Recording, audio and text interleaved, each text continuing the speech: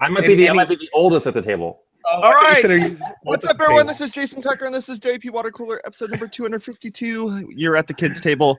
Today, we're going to be talking about sharing WordPress content. Daddy says being mean. Today, we're going to be talking about mailing lists and sharing your WordPress content using those mailing lists. Let's go around the room real quick and introduce ourselves. Adam, you win the alphabet. It's up to you. Tell us I'm about the kids' table.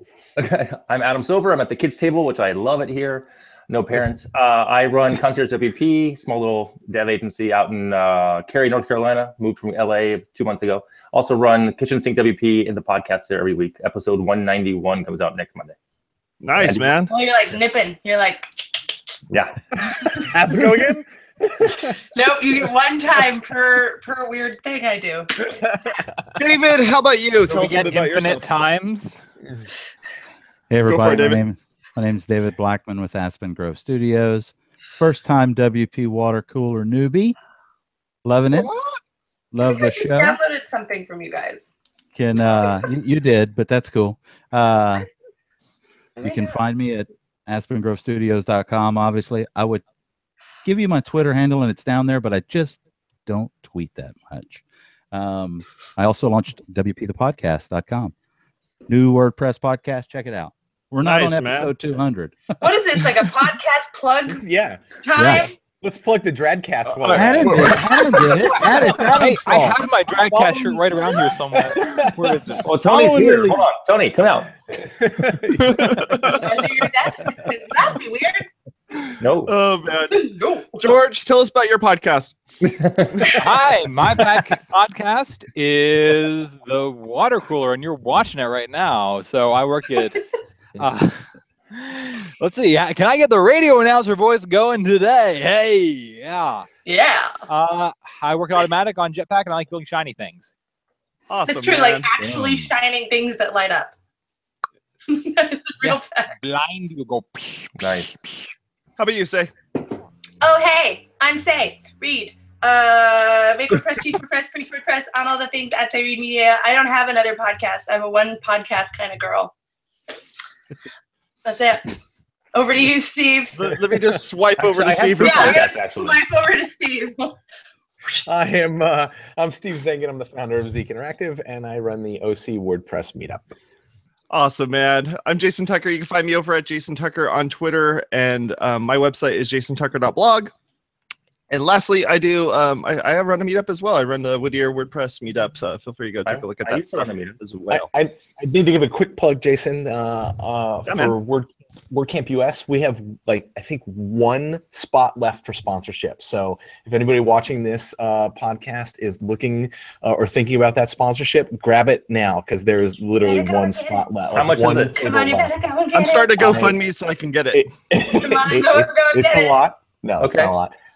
But do you want it? It's Sure. $35,000.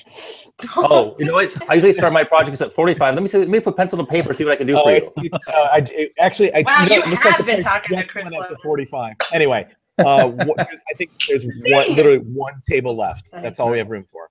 Awesome, man. Awesome. Well, make sure you go take a look at that. You what? I do not want the table. I just thought I'd tell you in case you were curious. We were. I knew. So let's talk a little bit. Let's talk a little bit about mailing lists, doing mailings, and then being able to actually collecting people's email addresses and be able to get those into the whatever mailing program or mailing online service that you're using and send that out. You mean harvesting the email. Are you from Boston all of a sudden? It's Halloween. Come on. You're not pronouncing it. Harvesting. I was trying to be a spooky ghoul, not someone from Boston. Okay, but you weren't pronouncing your R's. Well, I was a Boston ghoul. Oh, nice. Where's the brains? Harvard's got the brains. So how should people start out? Let's just for instance this whole thing, so we're not like going through all these different types of services out there. So let's say that everyone that's going to be doing this is going to be using MailChimp. So MailChimp, it's common. People use this stuff. You're Just using for MailChimp. fun, we're gonna say that. Yeah, Free. So it's free. It's free for up to like 5,000 people or something like that. 2,000. So or 2,000. 2,000. So So because And of then that, it is decidedly not free after I that. have my MailChimp right here. Well, just before we settle on one, let's give a quick rundown. There are a lot of different options. Yeah. Oh, Everything really? from the Does very Jetpack have basic- one? Well, yes, but that's not what I was going to say, actually. But between MailChimp, Constant Contact, Aweber, My Emma, Mad Mimi. Get response, active campaign, there's We only a can keep few. going. Drip. drip. Yeah. There's a convert kit. Yeah, there's a So handful. There's an easy dozen. There's your top So 10. if you think we're just trying to like show preference by talking about MailChimp over the others, we're not. It's just if we were talking about each individual one, that would eat up the entire half hour. Yep. Right. Yep, Also, exactly. it is We could that. just, yeah, we it could is just that- list them. That would eat up the half hour. It is that first 2,000 being free that is the reason that I think that MailChimp is the kind of the default go-to, especially for onboarding small businesses, because they can start there. And by the time someone's up to 2,000 subscribers, they're having a different business model to look at, and they're looking at some different options. So I think for that type of onboarding, it makes sense to kind of assume some sort of MailChimp. I wish we were that wise, say. It took us a little longer than the 2000 to do our research, but I totally get what you're saying about the costs beyond the 2000. Well, the thing I love about MailChimp is the interface, right? It is really, really super easy for anybody to use. So it's a good place to start, is what we're saying, right? Yeah, absolutely. Plus the sweaty monkey you can also hands. you can also get a monkey. They'll give you a monkey. There's sweaty monkey hand when you're sending your message. hit It's it. one of the most does everyone else hit their screen with the high five? Do they do the high five? You high five the sweaty monkey hand. I high five the sweaty monkey. Is Wait, is that a we all have euphemism? monkeys, apparently, you know. That is not a euphemism. Just for the- So let's talk about it a little bit. So you have MailChimp or something like it, and now you're wanting to get somebody to subscribe to it. So out of the box, any of these solutions usually have some type of very basic form that you can stick on your website. And Well, MailChimp has been going to town with that lately because now they've got like pop-ups and side-ups and slide-ups and Yep. Well, So- and it's And drop downs and hang tens. And yeah, exactly. they That's where I put was an ollie going. into your site, and you're like, yeah, man. well, okay. So we're getting Basically, that's kinda we've what they introduced do. a whole bunch of stuff at once, Jason. Right now we're talking about now you're talking about integration, right? Yeah. So at its basic level, from an integration standpoint, you should be looking for a service that at least has a WordPress widget, right? At its most basic form, they give you a WordPress widget, so you could just put it in the sidebar, right? That's kind of the easiest way to do it. I do tend to find that the out-of-the-box MailChimp widget itself is not the best one for the job in that case, though. Well, true. Why? Well, so why? Well, I'm just a really big fan of the setup for the Iberi code one. I just really like it. It's super simple and easy to use. But I also think that MailChimp is kind of circumventing that need with their kind of built-in embed stuff that they have going on. So it's not as vital anymore to have that necessarily, I would say. Okay, so we have MailChimp as a de facto baseline standard, a widget that Steve suggests. What about how many fields do you think you want to grab? Well, okay. It depends. How many fields you think you want to grab versus how many fields you should grab that's a Can whole. we not use the word grab? I know I love the word grab. Can we say Especially given the Harvest. recent news. Really, it's a matter of should versus want to, Adam. Right? I mean, really, if you want to maximize how many people are going to sign up, you should grab as few fields as possible. Right. Email address only, really, technically. Right. Absolutely. That's it. Yeah, and you Because in the more theory you could get more stuff later. Right, because the more you ask for up front, the less likely people are going to want to fill up. It's kind of like That's right. dating. I wouldn't know what that But then means. you can also do integrations like if you're running a e-commerce store Right. through WooCommerce or WPecommerce, what have you. After someone checks out, you've already got their information, their address, their phone number, their email, everything.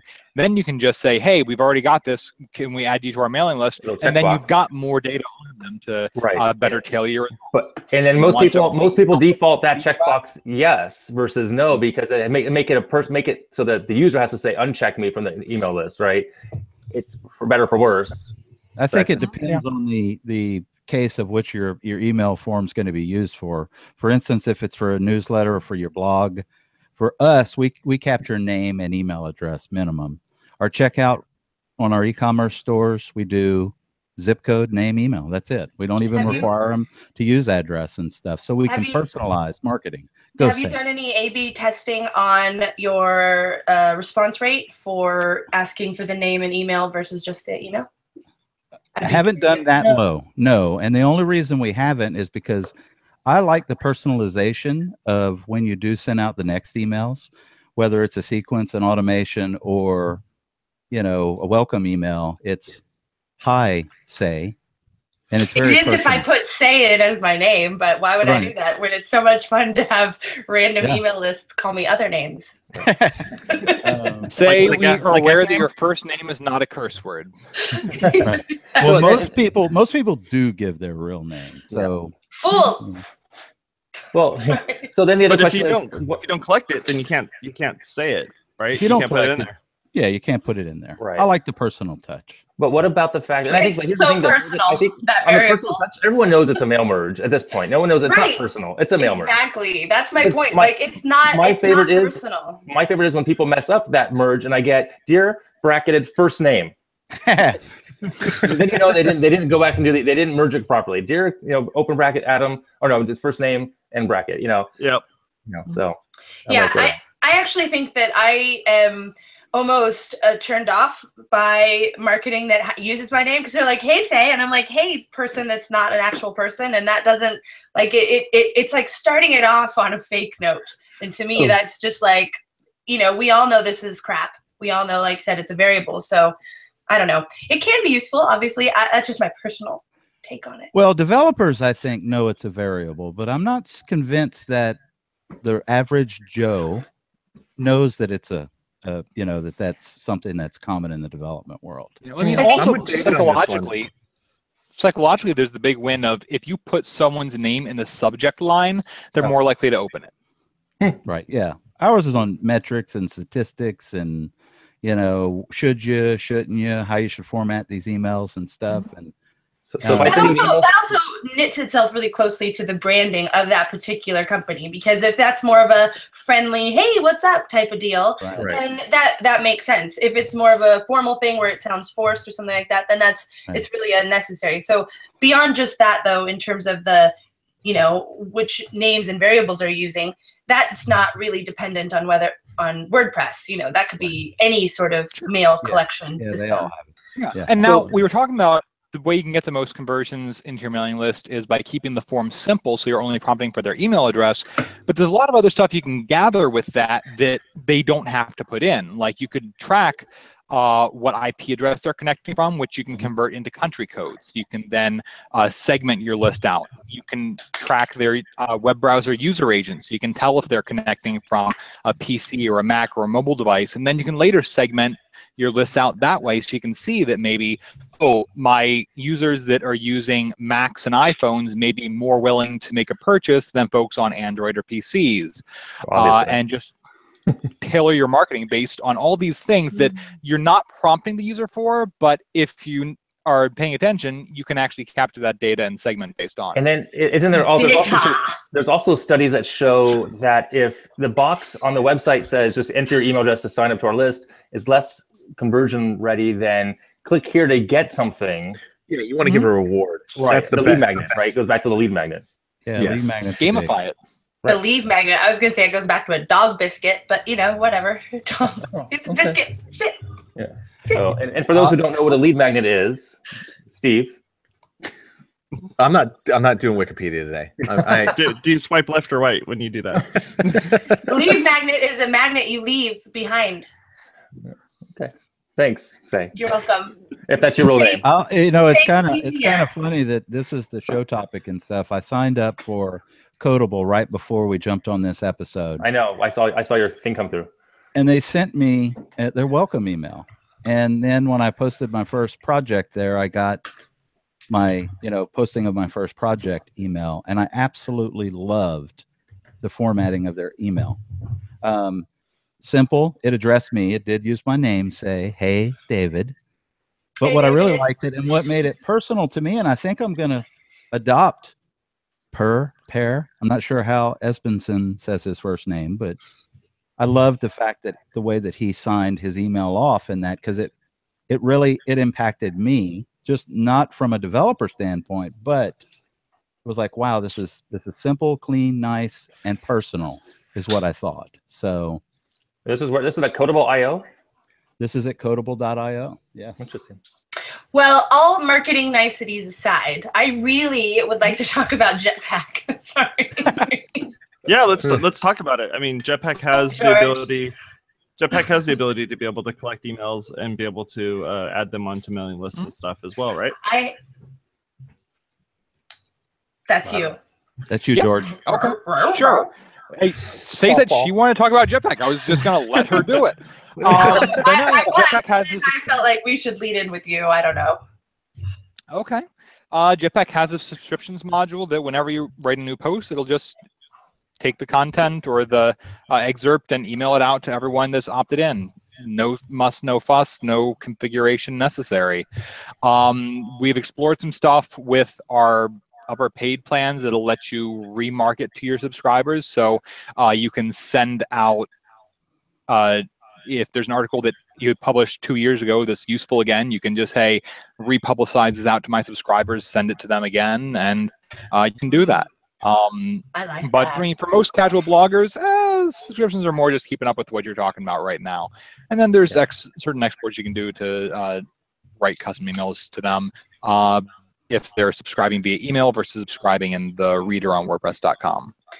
So that's really what I want to talk about, was the fact that it's really that different thing between the subscribing to the blog versus subscribing to a newsletter, and those two different kind of entities. I think a lot of my clients that come in who have already, tried to set that up have accidentally set up a subscription to their blog without intending to, because they thought they were capturing email addresses. So, that aside, I do think that it can be really handy to have those types of segmented lists even at your on your site level, because then you're really encouraging that kind of driving people back to your site who have opted in for that. And those are like kind of your hardcore people who will just come back to the site and give you that buy-in and that traffic and hopefully those shares.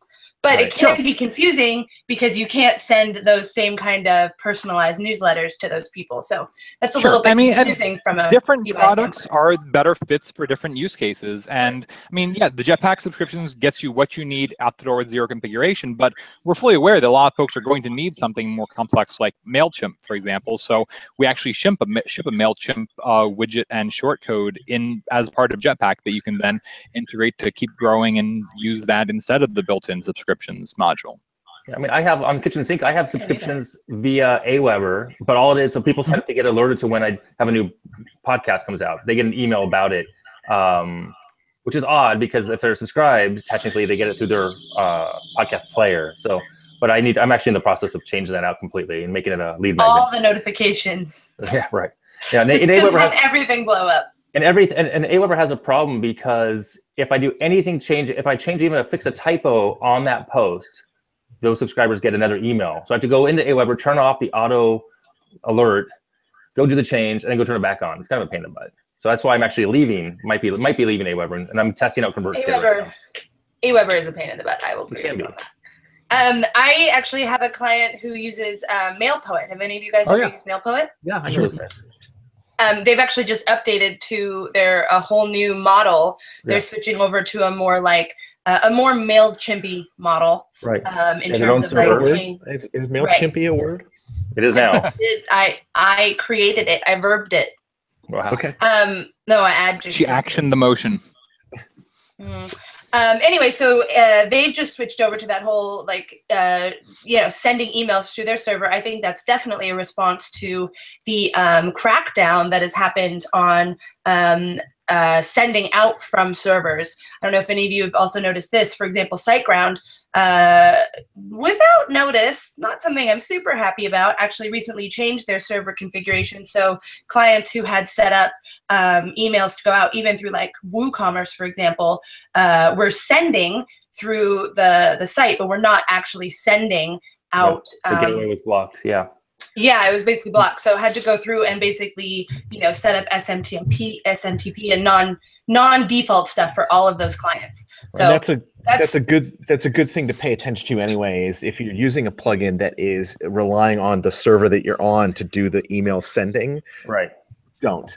Right. Yeah. It's true. Well, you can't really. They're really stopping you at this point. They're stopping you. MailPoet was one of the first that actually had a separate service. You'd have to set up your user Gmail account or SiteGround or your hosting company to do it, and then they've been trying to build their own little SendGrid type of backend for a while. So I remember, and then they had the problem years ago. Was it 4 years ago, where they actually had a security vulnerability, and they took a big hit as far as integrations. So let's talk about some transactional email services, right? Yeah. So Adam mentioned one, SendGrid, which is a great one. So if you are looking to send out mass amounts of email, again, don't send it through the server that you're hosting on. Use something like SendGrid, Mailgun. What is MailChimp's transactional email service? Mandrill. Yeah. Mandrill. Were they retire? What's that? No matter what you do with any of these services, make sure you spend 2 seconds and just log into your DNS server and make sure you set up your SPF and DKIM values. So that way, when you're sending out those emails, the person, the recipient's mail server is going to look at it and say, I feel that this is an email that's actually coming from the correct place, and yes, we should deliver it, and we won't go and get Jason. You need to post a link for that, because about 90% of our audience just went what? Well, so the thing is, I'll help you out with that. I'm not saying it's not important. But I'll help you out with that a little bit. When you're going to set this up and you go into any of these services, it'll ask you, hey, make sure you do this. And most of the time, there's like a whole bunch of links for all the different, domain name registrars or DNS servers out there that says, here's all the different ways that you can do this. Make sure you take those steps and do it. And if you don't know how to do it, hire somebody that knows how to do it and get it done correctly. Tucker.pro. That's it. But so what Jason said. Before that, I was going to say another one of the plugins that I really like. Oh, you're just reinforcing what Jason said by saying what Jason said. What Jason said. Just, what Jason said. I agree with him generally on general. WWJD. I kind of don't know what he was talking about, but I'm sure if I paid attention, I totally would. I was going to talk about WP Forms, which WP Forms is WP Beginners, right? Rad Awesome Land. WP Forms is in the Syed family, so it's in the same family as WP Beginner and Opt-in Monster and all those good technologies. Yes. So now they have a plugin called WP Mail SMTP by WP Forms. The name. I just wanted to say that out loud. Yeah, it only said 2 acronyms. Come on, you guys are gonna be a bunch of crap. What? That one's actually really very easy to set up, which is really nice, because if these are, if we're talking about like users doing it as opposed to developers doing it, mail stuff in general can get really ugly really quickly. So it's actually fairly a simple one to do. Yep.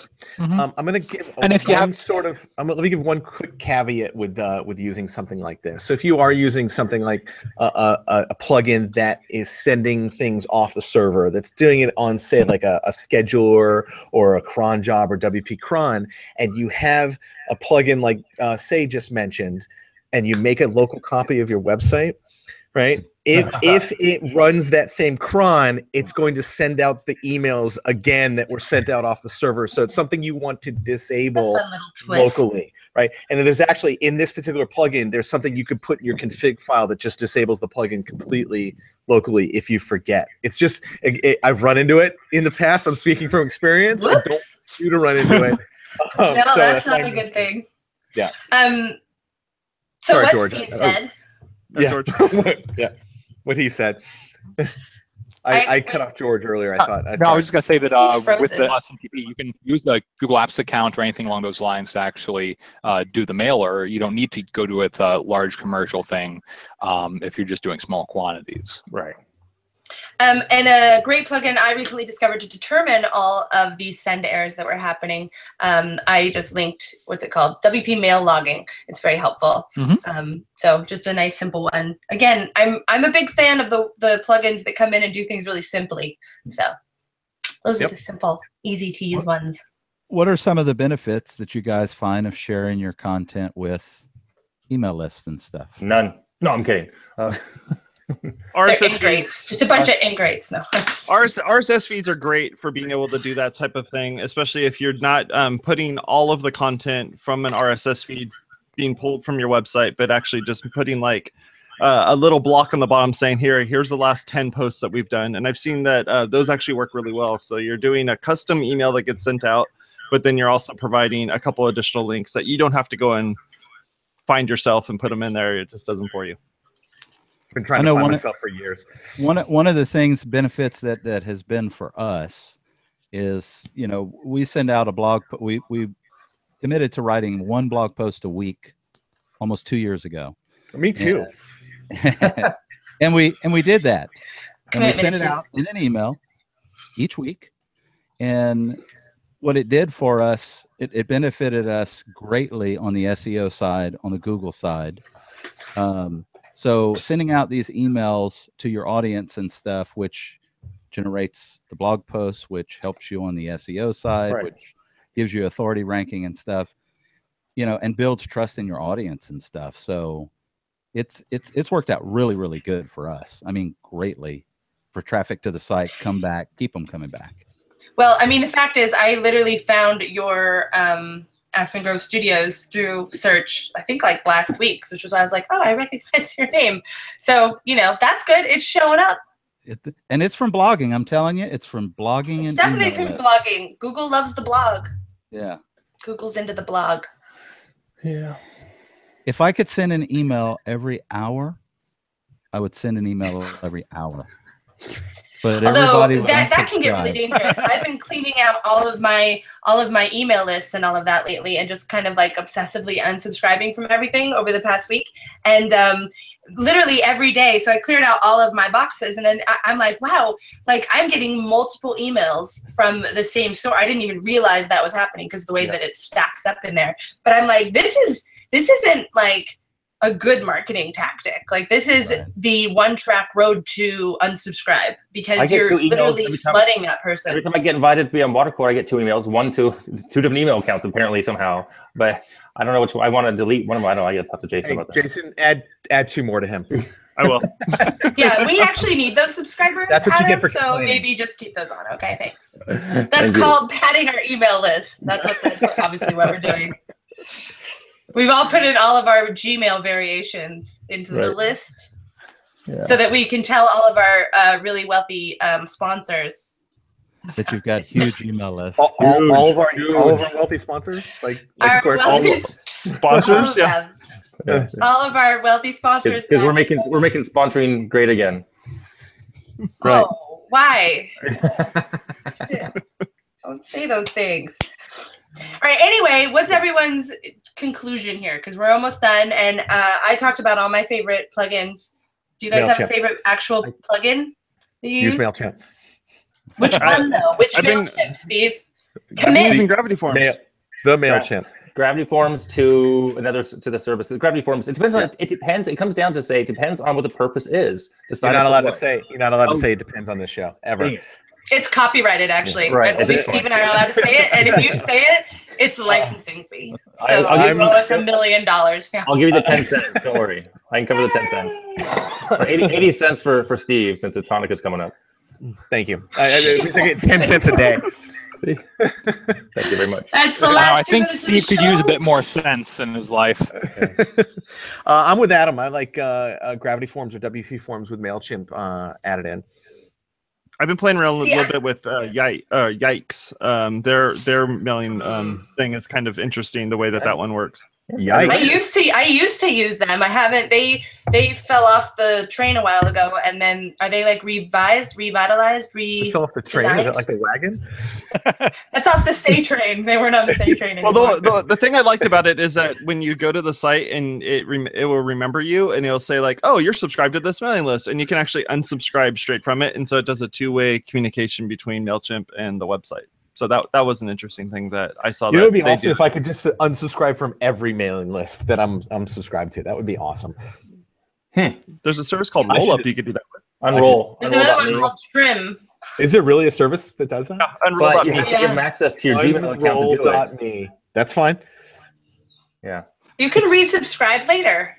Yeah, unroll.me. Unroll I'm me. all over that. That's my That's task. your Friday afternoon. Yeah, seriously.